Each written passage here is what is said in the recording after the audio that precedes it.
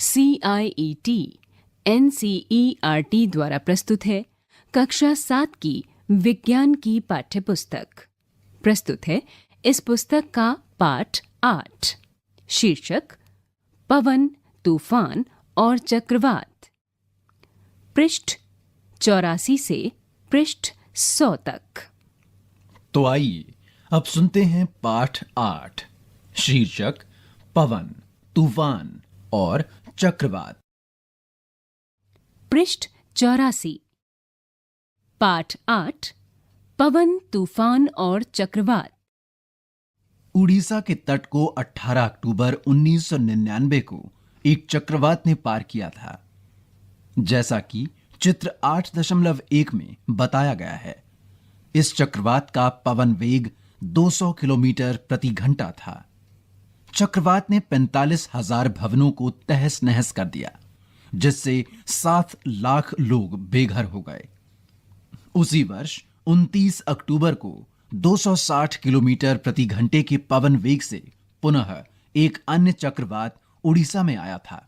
इसके साथ ही 9 मीटर ऊंची समुद्री लहरें भी तट से टकराई थीं।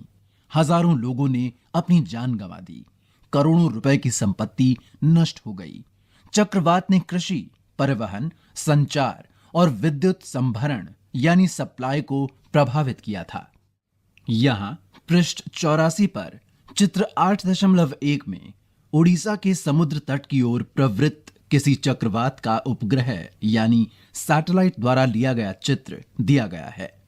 आभार, भारत मौसम विज्ञान विभाग, नई दिल्ली। लेकिन चक्रवात होते क्या हैं? ये कैसे बनते हैं? ये इतने विनाशकारी क्यों होते हैं? इस अध्याय में हम ऐसे कुछ प्रश्नों के उत्तर जानने का प्रयास करेंगे। हम वायु द्वारा होने वाले कुछ क्रियाकलापों से आरंभ करते हैं। ये क्रियाकलाप हमें चक्रवात से संबंधित कुछ मूलभूत विशेषताओं को स्पष्ट करने में सहायक होंगे। इससे पहले कि हम क्रियाकलाप आरंभ करें, याद रखिए कि गतिशील वायु पवन कहलाती है। 8.1 वायु दाब डालती है। क्रियाकलाप 8.1 जब कभी भी किसी क्रियाकलाप में कुछ गर्म करना हो तो बेहद सावधानी से कार्य करना चाहिए। अच्छा होगा यदि ऐसे सभी क्रियाकलाप आप अपने परिवार के बड़े सदस्यों की उपस्थिति में करें अथवा इन्हें अपने शिक्षक की उपस्थिति में करें। इस क्रियाकलाप में आपको पानी उबालने की आवश्यकता पड़ेगी। ढक्कन वाला टिन का एक डिब्बा लीजिए। इसे पानी से लगभग आधा भर लीजिए। डिब्बे को मोमबत्ती की लौ पर तब तक गर्म कीजिए जब तक कि पानी उबलने न लगे, जैसा कि चित्र 8.2 में दिया गया है। पानी को कुछ मिनट तक उबलने दीजिए। मोमबत्ती को बुझा दीजिए। तत्काल ही डिब्बे का ढक्कन कसकर बंद कर दीजिए। गर्म डिब्बे को बंद करने में सावधानी बरतें। अब डिब्बे को सावधानी से धातु के गहरे पात्र अथवा वॉश बेसिन में रख दीजिए। डिब्बे पर ठंडा पानी डालिए। क्या डिब्बे के आकार में कोई परिवर्तन आता है? पृष्ठ 85। यहाँ पृष्ठ 85 पर चित्र 8.2 में गर्म जल से भरा डिब्बा जिसे ठंडा किया जा रहा है, उसका चित्र दिया गया है। क्या आप अनुमान लगा सकते हैं कि डिब्बे का आकार विरूपित क्यों हो जाता है? यदि आपको टिन का डिब्बा ना मिल पाए तो आप प्लास्टिक की बोतल लीजिए। इसे गर्म जल से भर लीजिए। बोतल को खाली करके इसे तत्काल कसकर बंद कर दीजिए। अब बोतल को नल के बहते पानी के नीचे रख दीजिए। अब अपने कुछ अनुभवों को याद करने का प्रयास कीजिए। जब आप पतंग उड़ाते हैं तो क्या आपके पीछे से आती पवन सहायक होती है? यदि आप किसी नौका में हैं तो क्या इसे चलाना आसान होगा? यदि पवन उस दिशा की विपरीत दिशा में आ रही हो जिसमें आप नौका को ले जाना चाहते हैं, क्या आपको पवन की दिशा के प्रतिकूल साइकिल चलाने में कठिनाई का अनुभव होता है? आप जानते हैं कि हमें साइकिल के टायर को कसा हुआ रखने के लिए उसकी ट्यूब में हवा भरनी पड़ती है। आप यह भी जानते हैं कि यदि साइकिल के ट्यूब में बहुत अधिक हवा भर दी जाए तो वह फट सकती है। ट्यूब के भीतर हवा क्या करती है? अपने मित्रों के साथ मिलकर इस पर चर्चा कीजिए कि साइकिल के ट्यूब में हवा कैसे उसके आकार को बनाए रखती है। ये सभी अनुभव हमें ये आभास देते हैं कि वायु दाब डालती है। इस दाब के कारण ही पवन द्वारा वृक्षों की पत्तियां, बैनर अथवा झंडे लहराते हैं। आप कुछ अन्य अनुभव भी बता सकते हैं जो ये प्रदर्शित करते हैं कि वायु दाब डालती है। आइए अब हम ये समझने का प्रयास करते हैं कि डिब्बा अथवा बोतल विरूपित क्यों हो गया था। जब डिब्बे पर पानी डाला जाता है तो डिब्बे के अंदर की कुछ भाप जल में संघनित हो जाती है, जिससे भीतर की वायु की मात्रा कम हो जाती है। परिणाम स्वरूप डिब्बे के भीतर वायु का दाब डिब्बे के बाहर की वायु के दाब से कम हो जाता है। दाब के इस अंतर के कारण डिब्बा पिचक जाता है। ये क्रियाकलाप पुनः पुष्टि करता है कि वायु दाब डालती है। 8.2 पवन का वेग बढ़ने पर वायु दाब घट जाता है। क्रियाकलाप 8.2 कागज के एक टुकड़े को मोड़कर किसी खाली बोतल के मुख से कम आमाप की गेंद जैसा आकार बनाइए। खाली बोतल को पकड़कर उसके मुख के पास कागज की गेंद को रख दीजिए। अब फूंक मारकर गेंद को बोतल के भीतर डालने का प्रयास कीजिए, जैसा कि चित्र 8.3 में दिया गया है। यहाँ चित्र 8.3 में बोतल में फूंक मारते हुए एक व्यक्ति को दिया गया है। पृष्ठ 86। इस क्रियाकलाप को विभिन्न आमाप की बोतलों के साथ करने का प्रयास करें। अपने मित्रों से भी फूंक मारकर गेंद को बोतल के भीतर डालने का प्रयास करने को कहिए। पहेली और बूझो चाहते हैं कि यहां दिए गए प्रश्न पर विचार किया जाए। कागज की गेंद को फूंक मारकर बोतल में डालना कठिन क्यों है? क्रियाकलाप 8.3 गुब्बारों को फुलाना। यहाँ पृष्ठ 86 पर चित्र 8.4 में 2 गुब्बारों के बीच में फूंक मारते हुए एक व्यक्ति को दिया गया है। लगभग समान आमाप के 2 गुब्बारे लीजिए। गुब्बारों में थोड़ा पानी भर लीजिए। दोनों गुब्बारों को फुलाकर प्रत्येक को धागे से बांध दीजिए। गुब्बारों को साइकिल के स्पोक अथवा किसी छड़ से 8 से 10 सेंटीमीटर की दूरी पर लटका दीजिए, जैसा कि चित्र 8.4 में दिया गया है। दोनों गुब्बारों के बीच के स्थान में फूंक मारिए। आपके विचार में क्या होना चाहिए? आप क्या महसूस करते हैं? गुब्बारों के बीच में फूंक मारने के लिए विभिन्न तरीके अपनाइए और पता कीजिए कि क्या होता है। यहाँ पृष्ठ 86 पर चित्र 8.5 में कागज की पट्टी के ऊपर से फूंक मारते हुए एक व्यक्ति का चित्र दिया गया है। लगभग 20 सेंटीमीटर लंबी और 3 सेंटीमीटर चौड़ी कागज की पट्टी को अपने अंगूठे और तर्जनी के बीच इस प्रकार पकड़िए कि पट्टी का अधिकांश भाग नीचे की ओर लटका रहे, जैसा कि चित्र 8.5 में बताया गया है। अब कागज की पट्टी के ऊपर से फूंक मारिए। पहेली का विचार है कि पट्टी ऊपर उठ जाएगी, जबकि बूझो सोचता है कि पट्टी नीचे झुक जाएगी। आपके प्रेक्षण किसे सही सिद्ध करते हैं? आइए हम क्रियाकलाप 8.2, 8.3 और 8.4 के प्रेक्षणों को समझने का प्रयास करें। क्या आपके प्रेक्षण आपकी आशा के अनुरूप हैं? अर्थात वे वैसे ही हैं जैसा आपने सोचा था? क्या आपको ऐसा अनुभव हुआ कि पवन का वेग बढ़ने पर वायु दाब कम हो जाता है? पृष्ठ 87। जब हम बोतल के मुख पर फूंक मारते हैं तो मुख के पास की वायु का वेग अपेक्षाकृत अधिक हो जाता है। इससे वहां वायु दाब घट जाता है। बोतल के भीतर वायु दाब उसके मुख के निकट के दाब से अधिक हो जाता है। इसी कारण बोतल के भीतर की वायु गेंद को बाहर की ओर धकेल देती है।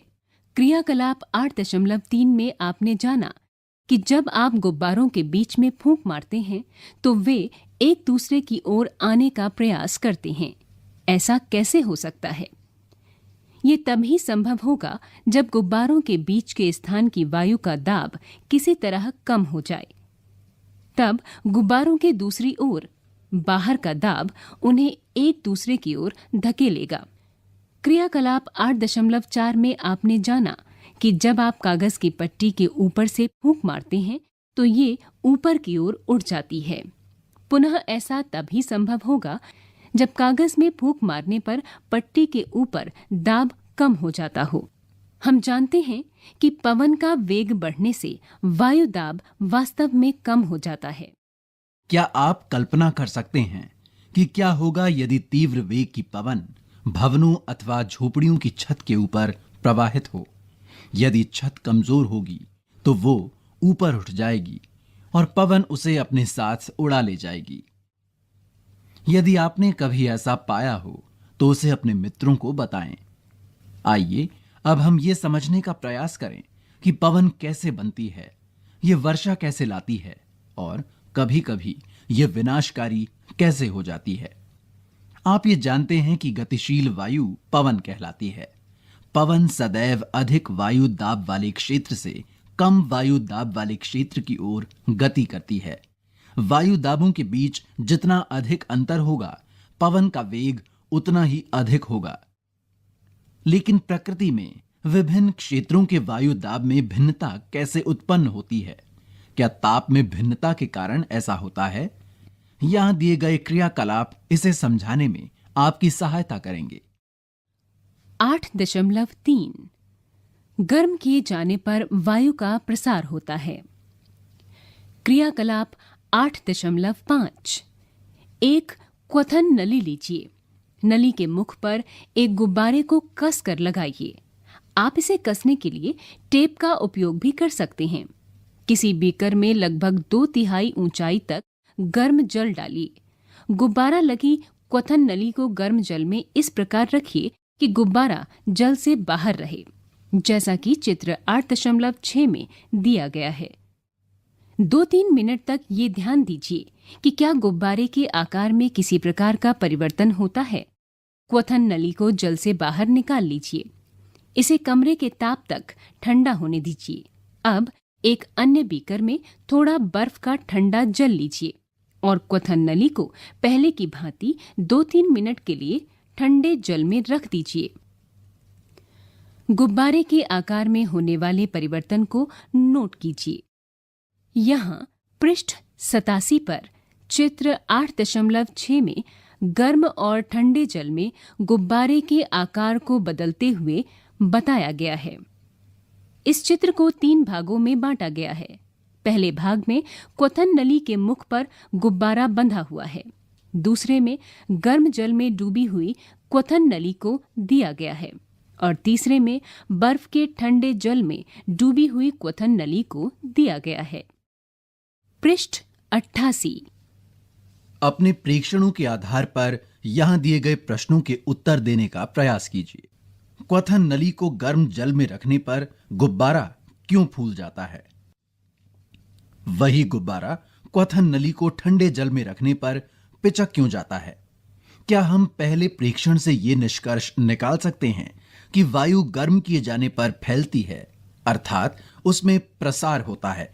क्या आप अब ये बात बता सकते हैं कि ठंडी किए जाने पर क्वथन नली के भीतर की वायु का क्या होता है?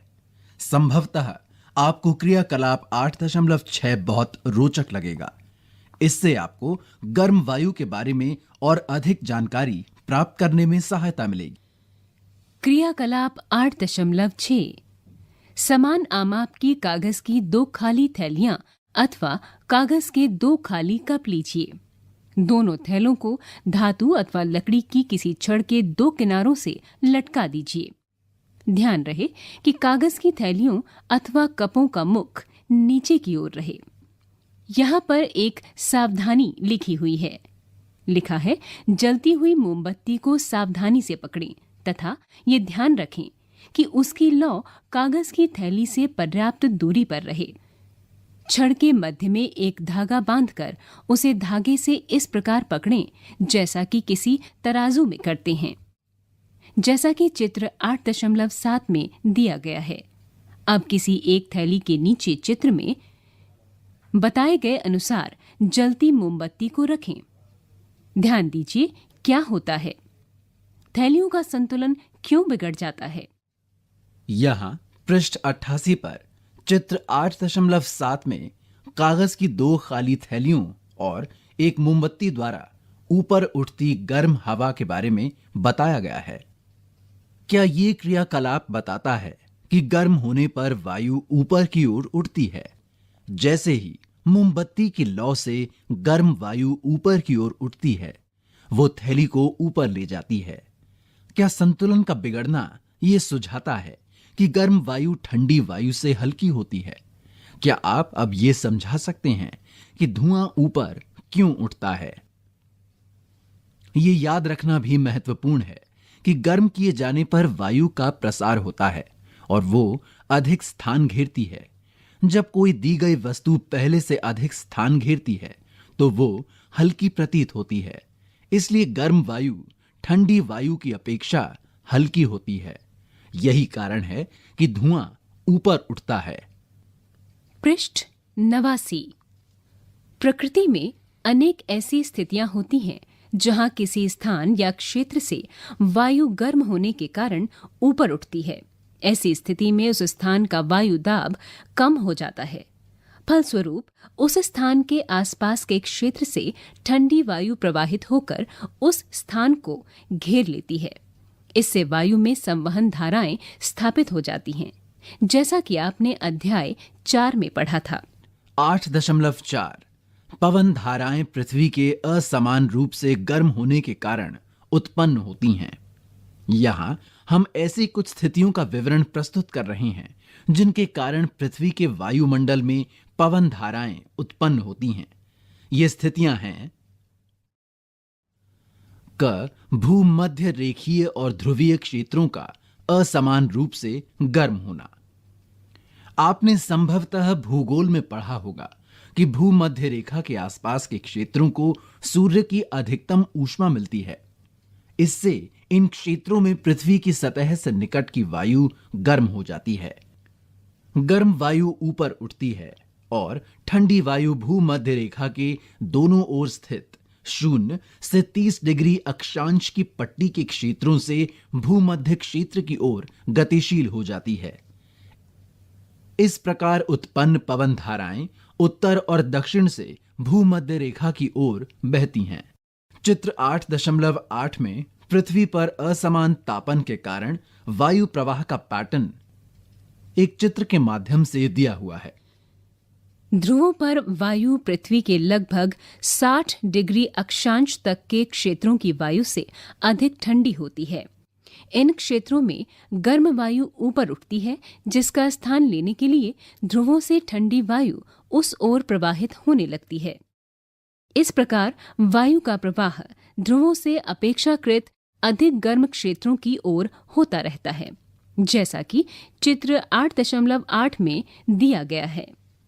इसी प्रकार हम समझ सकते हैं कि 30 डिग्री तथा 60 डिग्री अक्षांश के क्षेत्रों के असमान रूप से गर्म होने के कारण पवन का प्रवाह 30 डिग्री अक्षांश से 60 डिग्री अक्षांश की ओर होगा। पहेली कहती है, मैं ये समझ नहीं पा रही हूं कि चित्र में बताई गई पवन की दिशा ठीक उत्तर दक्षिण दिशा क्यों नहीं है। पवन के प्रवाह की दिशा उत्तर दक्षिण दिशा में उत्तर से दक्षिण की ओर अथवा दक्षिण से उत्तर की ओर होती है। दिशा में ये परिवर्तन पृथ्वी के घूर्णन के कारण होता है।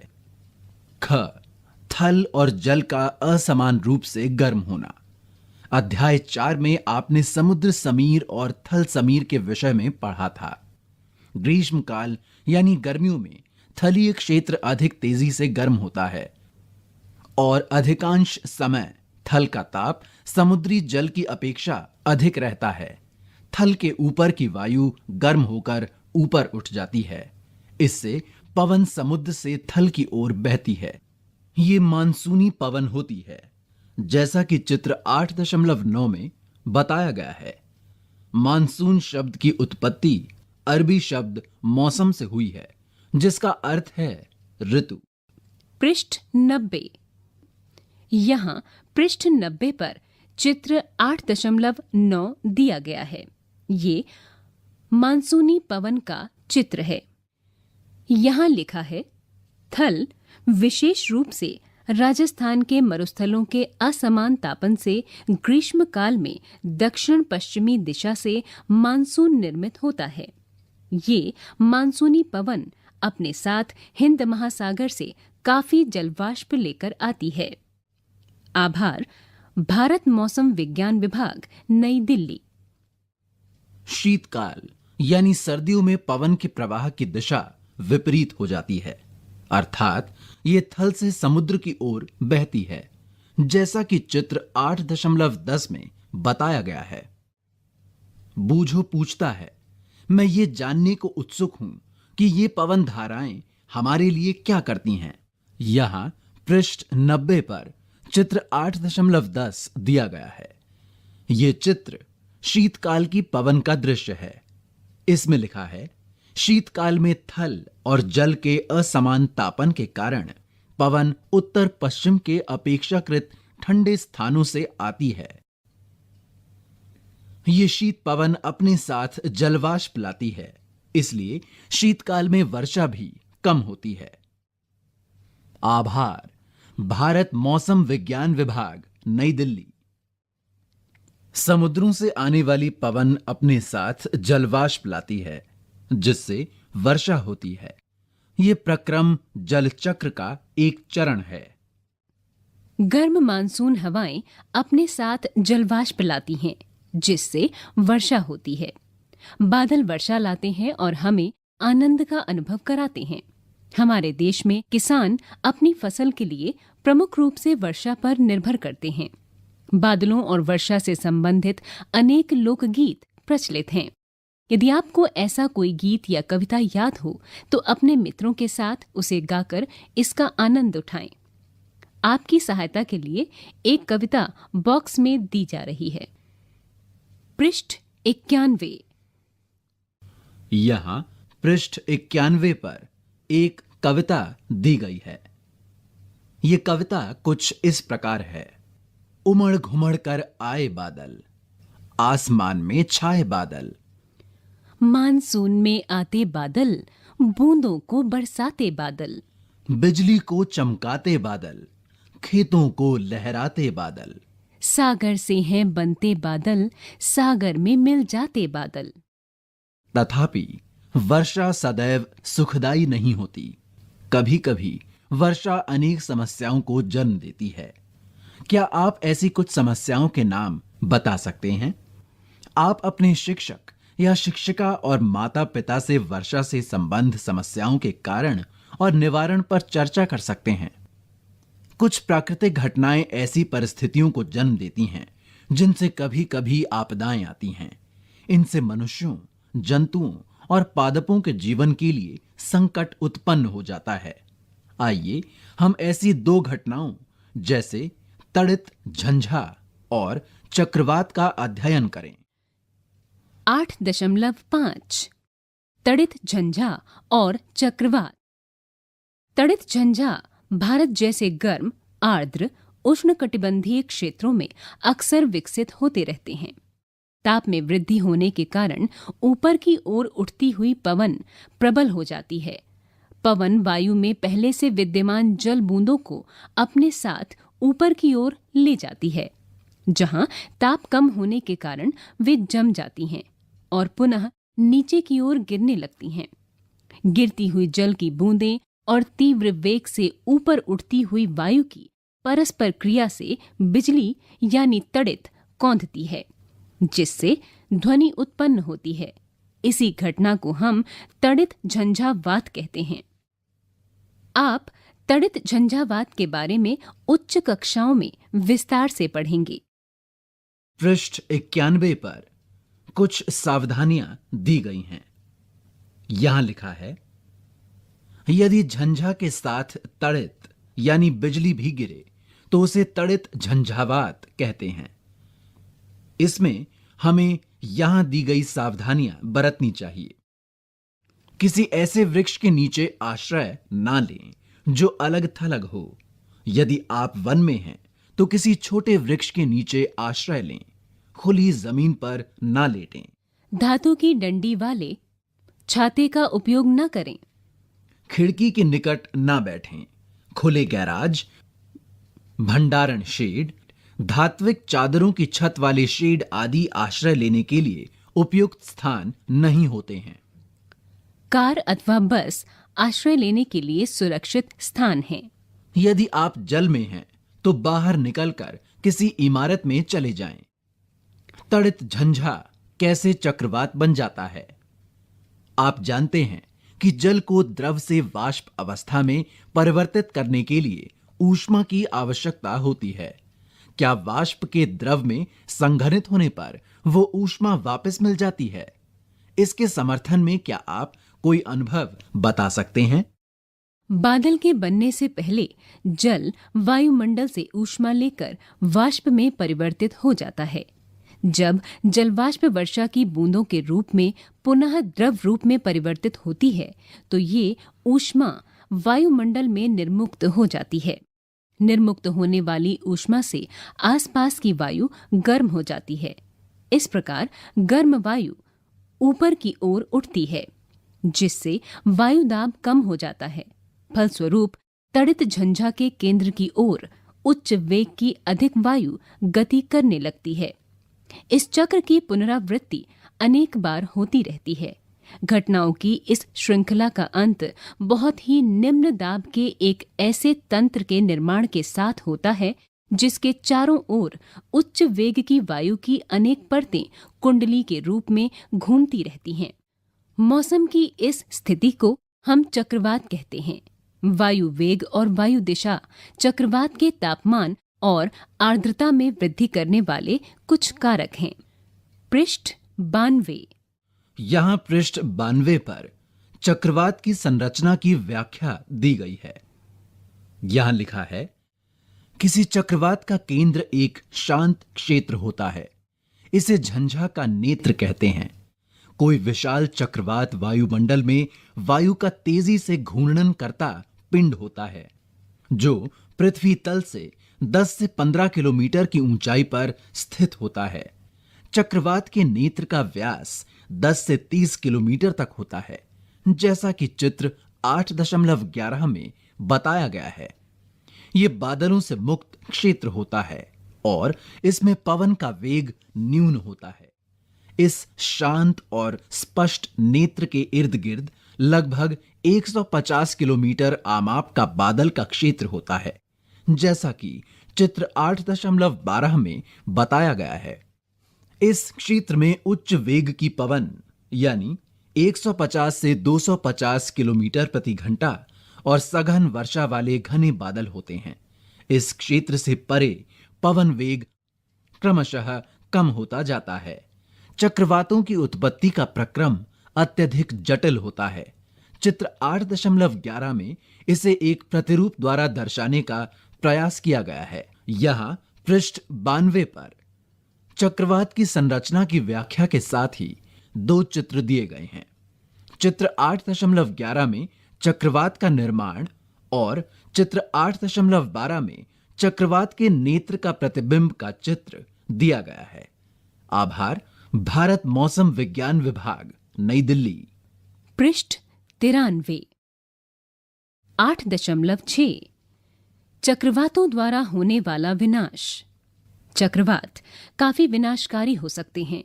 तेज पवन समुद्र के जल को तटों की ओर धकेलती है, भले ही चक्रवात तट से सैकड़ों किलोमीटर दूर हों। ये चक्रवात के आगमन के पूर्व संकेत होते हैं। पवन द्वारा उत्पन्न होने वाली जल की लहरें इतनी शक्तिशाली होती हैं कि उनके आघात से कोई भी व्यक्ति बच नहीं सकता है।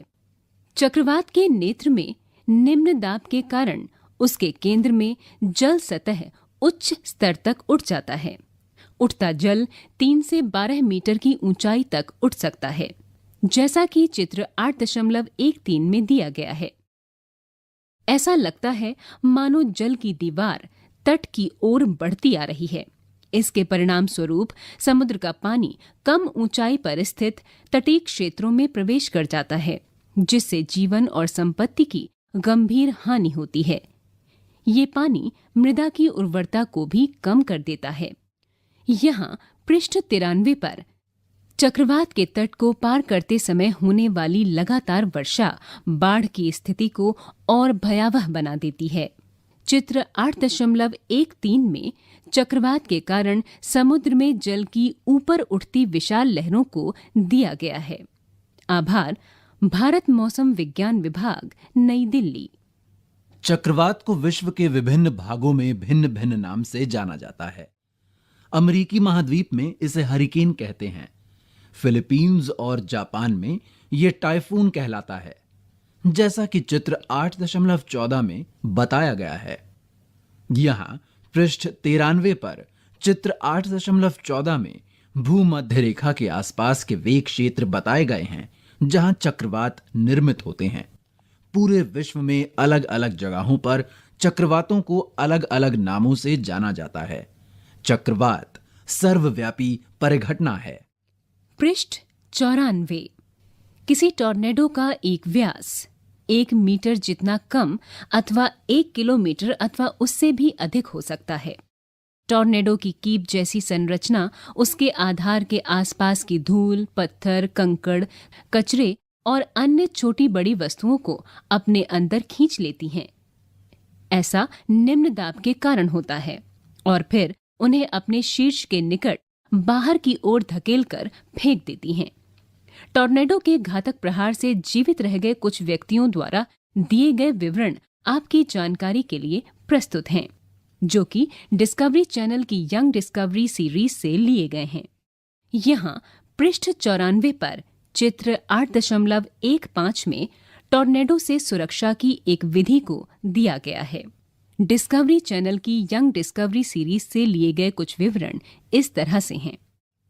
मैंने बादल को अपनी ओर आते देखा और घर के भीतर आश्रय लेने का प्रयास किया, लेकिन जैसे ही मैं दरवाजे तक पहुंचा, घर हवा में उड़ गया। मुझे कतई चोट नहीं लगी। तूफान के बाद हमें गेहूं के खेतों से कचरे को साफ करना था। हमें वहां टूटे हुए बोर्ड और वृक्षों की शाखाओं के साथ साथ मुर्गियों के चूजों, मुर्गियों और खरगोशों के मृत शरीर देखने को मिले, जिन्हें देखकर ऐसा लग रहा था कि जैसे किसी ने उनके शरीर से उनकी खाल उतार ली हो। टॉर्नेडो से बचाव के लिए आश्रय भूमि में गहराई पर अथवा किसी भवन के अंदरूनी भाग में स्थित ऐसे कक्ष होते हैं जिनमें खिड़कियां नहीं होती हैं। यदि ऐसे आश्रय उपलब्ध ना हो तो टॉर्नेडो से बचाव के लिए खिड़कियों को बंद करके किसी मेज, बेंच आदि के नीचे आश्रय लेना बेहतर रहता है। इन स्थानों में कचरा आसानी से नहीं पहुंचता है। बचाव के लिए आपको घुटनों के बल नीचे झुककर अपनी बाहों को अपने सिर और गर्दन के चारों ओर लपेट लेना चाहिए, जैसा कि चित्र 8.15 में बताया गया है। चक्रवात अपने साथ अति उच्च वेग की पवन लाते हैं, जो घरों, दूरभाष और अन्य संचार प्रणालियों, वृक्षों आदि को क्षति पहुंचा सकती हैं, जिससे जीवन और संपत्ति की अत्यधिक हानि होती है। यहाँ पृष्ठ 94 पर चित्र 8.16 में किसी टॉर्नेडो का प्रतिबिंब दिया गया है। टॉर्नेडो। हमारे देश में टॉर्नेडो अधिक नहीं आते हैं। टॉर्नेडो गहरे रंग के कीपाकार बादल होते हैं। इनकी कीप जैसी संरचना आकाश से पृथ्वी तल की ओर आती हुई प्रतीत होती है, जैसा कि चित्र 8.16 में दिया गया है। अधिकांश टॉर्नेडो कमजोर या निर्बल होते हैं, परंतु कोई विनाशकारी टॉर्नेडो लगभग 300 किलोमीटर प्रति घंटा के वेग से गति कर सकता है। टॉर्नेडो चक्रवातों के भीतर भी बन सकते हैं। यहां चित्र 8.16 में किसी टॉर्नेडो का प्रतिबिंब दिया गया है। यह चित्र national severe storm laboratory NSSL के माध्यम से लिया गया है। आभार, भारत मौसम विज्ञान विभाग, नई दिल्ली। भारत की संपूर्ण तट रेखा विशेष रूप से पूर्वी तट चक्रवातों के लिए संवेदनशील है, जबकि भारत का पश्चिमी तट चक्रवातों की प्रबलता और आवृत्ति दोनों ही संदर्भों में अपेक्षाकृत कम संवेदनशील है। पृष्ठ 95। यहाँ पृष्ठ 95 पर चित्र 8.17 में पवन के वेग को मापने के लिए एक वायुमापी का चित्र दिया गया है। आभार भारत मौसम विज्ञान विभाग, नई दिल्ली। चित्र के साथ साथ एक लेख भी दिया गया है। लिखा है, हमने पढ़ा कि सभी झंझा या तूफान निम्न दाब के तंत्र होते हैं। झंझा के निर्माण में पवन महत्वपूर्ण भूमिका निभाती है, इसलिए पवन के वेग की माप करना महत्वपूर्ण है। वेग की माप करने वाले उपकरण को वायुमापी कहते हैं। 8.7 प्रभावी सुरक्षा उपाय। चक्रवात के दुष्प्रभावों को कम करने में यहां दी गई व्यवस्थाएं सहायक हो सकती हैं। सरकारी एवं सामाजिक स्तर पर व्यवस्था, चक्रवात पूर्वानुमान और चेतावनी सेवा। सरकारी संस्थाओं, समुद्र तटों, मछुआरों, जलपोतों और आम जनता को शीघ्र अतिशीघ्र चेतावनी देने के लिए तीव्रगामी संचार व्यवस्था। चक्रवात संभावित क्षेत्रों में चक्रवात आश्रयों का निर्माण और लोगों को तेजी से सुरक्षित स्थानों पर पहुंचाने के लिए प्रशासनिक व्यवस्था। जनता द्वारा किए जाने वाले कार्य। हमें मौसम विज्ञान विभाग द्वारा दूरदर्शन, रेडियो अथवा समाचार पत्रों के माध्यम से प्रसारित की जाने वाली चेतावनियों को नजरअंदाज नहीं करना चाहिए। हमें अनिवार्य घरेलू साज सामान, पालतू पशुओं और वाहनों आदि को सुरक्षित स्थानों पर पहुंचाने के लिए आवश्यक प्रबंध कर लेने चाहिए। जलमग्न सड़कों पर वाहन चलाने से बचना चाहिए, क्योंकि बाढ़ से सड़कें क्षतिग्रस्त हो सकती हैं। तथा सभी आपातकालीन सेवाओं जैसे पुलिस, अग्निशमन दल और चिकित्सा केंद्रों के टेलीफोन नंबर की सूची अपने साथ रखनी चाहिए। यदि आप चक्रवात प्रभावित क्षेत्र में रहते हों तो कुछ अन्य सावधानियां हैं। ऐसे जल का पीने के लिए उपयोग न करें जो संदूषित हो सकता हो। आपात स्थिति के लिए पेयजल का संग्रहण करें। गीले स्विच और खंभों से टूटकर गिर गए बिजली के तारों को ना छुएं। महज मनोरंजन के लिए बाढ़ अथवा चक्रवात प्रभावित क्षेत्र का भ्रमण करने बाहर न निकलें। बचाव दल पर अनावश्यक मांगों की आपूर्ति के लिए दबाव न डालें।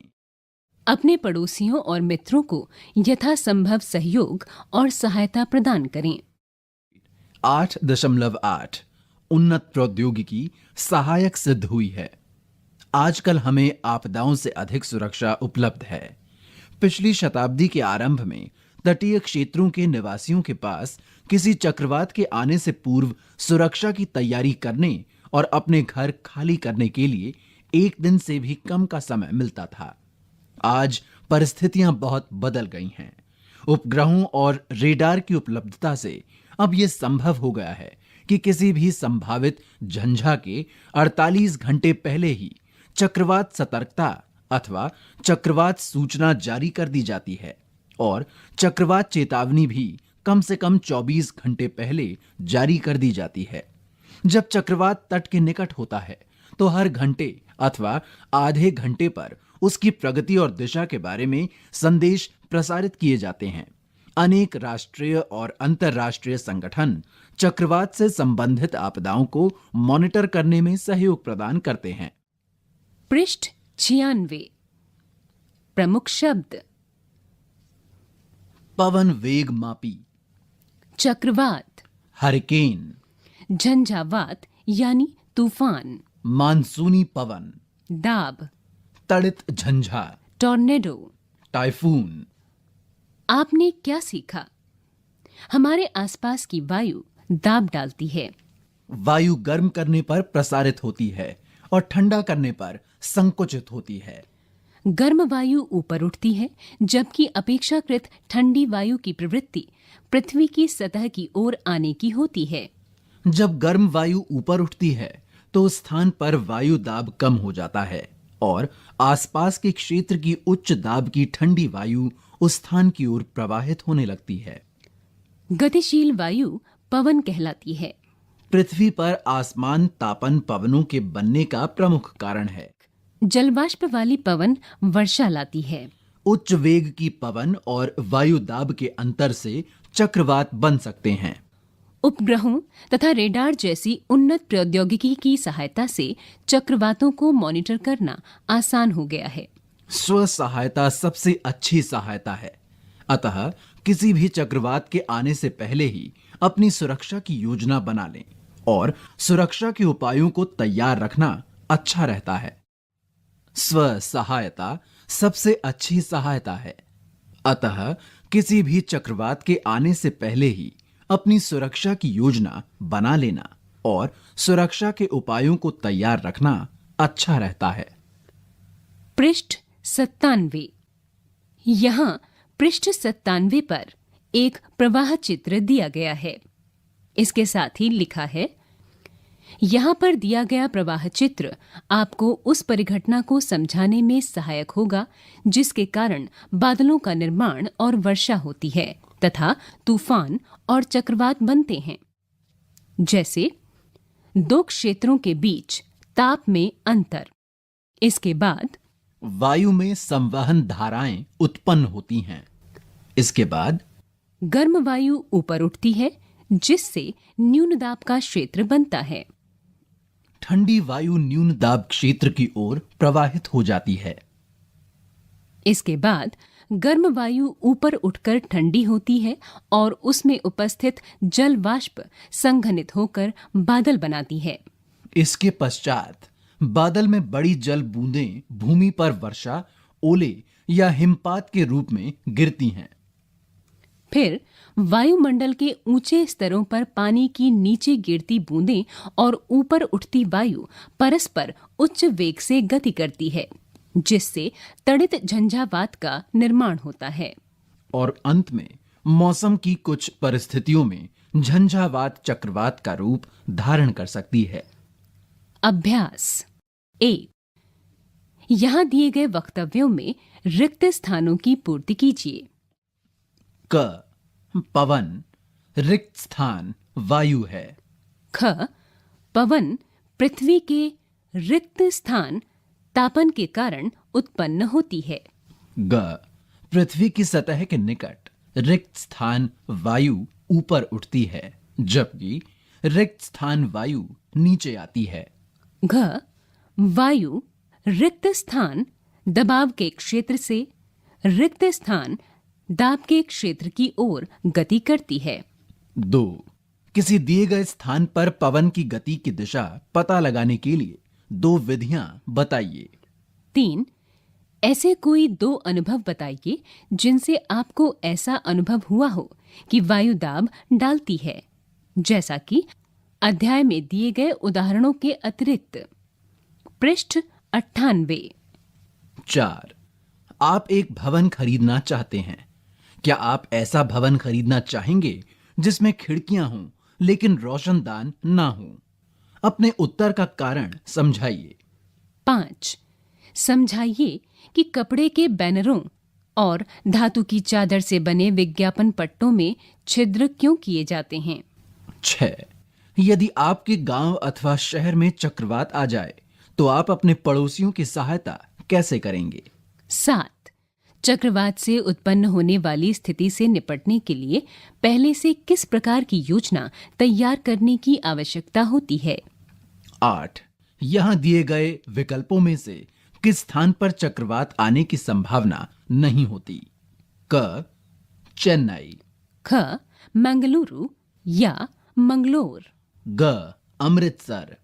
घ पुरी। 9 यहां दिए गए वक्तव्यों में से कौन सा सही है। क शीतकाल में पवन थल से सागर की ओर बहती है। ख ग्रीष्मकाल में पवन थल से सागर की ओर बहती है। ग चक्रवात का निर्माण अति उच्च दाब तंत्र और उसके इर्द गिर्द अति उच्च वेग की पवन के घूमने से होता है। घ भारत की तटरेखा पर चक्रवातों के आने की संभावना नहीं है। विस्तारित अधिगम क्रियाकलाप और परियोजना कार्य। 1 आप अध्याय के क्रियाकलाप 8.5 को अपने घर पर थोड़े भिन्न प्रकार से कर सकते हैं। एक ही आमाप की प्लास्टिक की 2 बोतलें लीजिए। प्रत्येक बोतल के मुंह पर एक गुब्बारा लगा दीजिए। एक बोतल को धूप में और दूसरी को छाया में रखिए। अपने प्रेक्षणों को रिकॉर्ड कीजिए। इन प्रेक्षणों और परिणामों की तुलना क्रियाकलाप 8.5 से कीजिए। 2.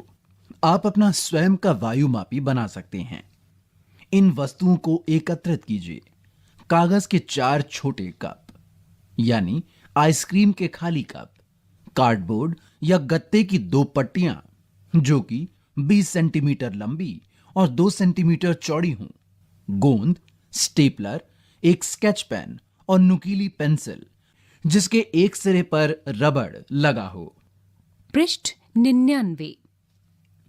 पृष्ठ 99 पर चित्र 8.18 में गत्ते या कार्डबोर्ड की पट्टी का चित्र दिया हुआ है।